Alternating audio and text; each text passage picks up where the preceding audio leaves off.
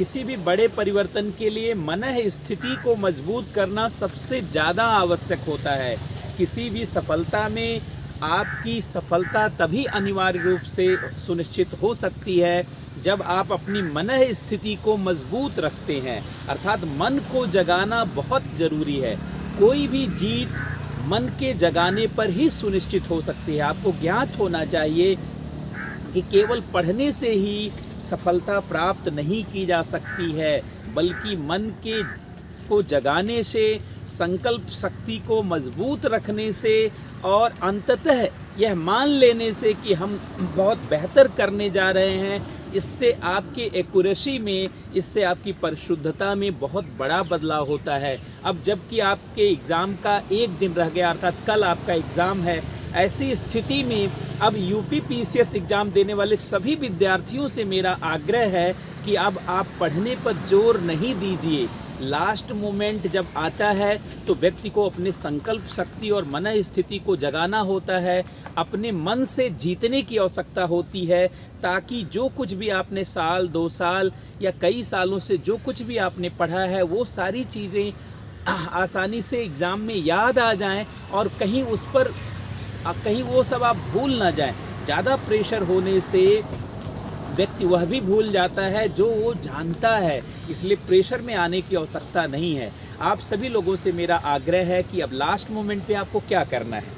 पहले तो कुछ भी अगर इम्पॉर्टेंट आपने कोई नोट्स बनाया है या कोई डायरी बनाया है या कोई बहुत इम्पॉर्टेंट पॉइंट्स लिखा हुआ है, बहुत रिलेवेंट आपको लगता है, तो उसको एक बार रिवाइज़ कर लीजिए और उसको ध्यान दे। खासकर जो यूपी से संबंधित कुछ इम्पॉर्टेंट डाटा है, जैसे जननांकिकी के जो डेमोग्राफी के डाटा है, वो थोड़ा देखा जा सकता है।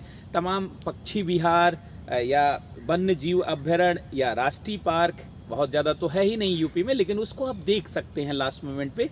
एक बार आप जो है राजनीतिक संरचना को भी देख सकते हैं। इससे ज़्यादा अब आपके पास समय नहीं है। आप कोशिश करिए कि अब पढ़ना आप बंद करिए और अपने मन स्थिति को जगाइए, अपने संकल्प शक्ति को जगाइए। आप सभी को ज्ञात होगा कि कोई भी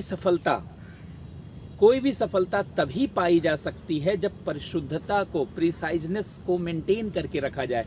अगर आप प्रेशर में आएंगे तो आप प्रेशर में अगर आएंगे तो आप डाउट में आने लगेंगे, और जब डाउट में आने लगते हैं तो आपका कॉन्फिडेंस प्रभावित होता है, आपका आत्मविश्वास प्रभावित होता है, और आत्मविश्वास प्रभावित होने से संशय होने लगता है, और संशय होने से क्वेश्चन गलत होने लगते हैं।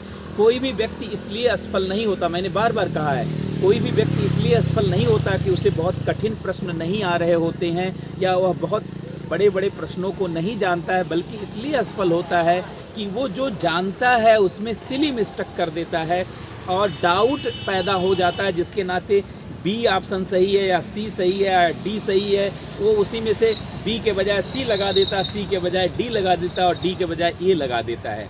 तो संशय को दूर करिए, आत्मविश्वास को बढ़ा करके, अपने मन स्थिति को जगा करके, अपने संकल्प शक्ति को मजबूत बनाते हुए, पुनः जैसे यूपीएससी में हम लोगों ने टिप्स दिया था 4 अक्टूबर के लिए, उसी तरीके से मैं आपको यूपी पीसीएस के लिए भी बोल रहा हूं कि अपने पेपर को आप 3 राउंड में करेंगे। पहले राउंड में आप पूरे क्वेश्चन पेपर को पढ़ेंगे और जो क्वेश्चन आसानी से समझ में आते हैं उनको टिक करके बबल्स फिलअप कर लेंगे। दूसरे राउंड में, जिसमें थोड़ा सा समय देने पे क्वेश्चन सॉल्व हो जाता है, दूसरा राउंड उसके लिए लेंगे और उसका भी बबल्स फिलअप कर देंगे। तीसरे राउंड में जो बहुत टफ प्रश्न लगते हैं उसमें सबसे पहले उन प्रश्नों को काट दीजिए जो नहीं आ रहा है या नहीं आ सकता, और जो आ सकता है उसको ट्राई कीजिए। निश्चित रूप से तीसरे राउंड में भी कुछ प्रश्नों को आप निकाल लेंगे।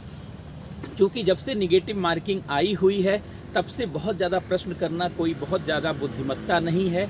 आप उतना ही प्रश्न करें जिसमें गलत होने की संभावना कम हो।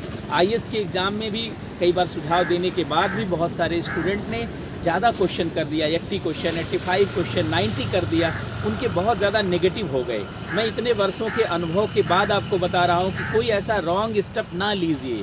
बार बार अनुभव गलती करके नहीं लिया जाता है। दूसरे के गलतियों से अनुभव लेना सबसे बड़ी बुद्धिमानी है। जब प्रतिस्पर्धा इतनी बढ़ चुकी है, जब इस तरीके से कंपटीशन बढ़ चुका है, तो स्वयं फेल होकर के अनुभव लेना बहुत ज़्यादा बुद्धिमत्ता नहीं, और बार बार फेल होकर के बार बार अनुभव लेना बुद्धिमत्ता नहीं है, बल्कि जो अनुभव पहले से हैं उनका उपयोग करने की आवश्यकता है। तो आप सभी लोगों से निवेदन है कि कूल रहिए, आत्मविश्वास को बनाए रखिए, मन के शक्ति को जगाइए और अब पढ़ाई छोड़ करके आत्मविश्वास को बनाने के सारे कारणों पर काम करिए। तो बहुत बहुत धन्यवाद। आप सभी लोगों को बहुत बहुत शुभकामनाएं। आप सभी लोगों को मेरा नमस्कार।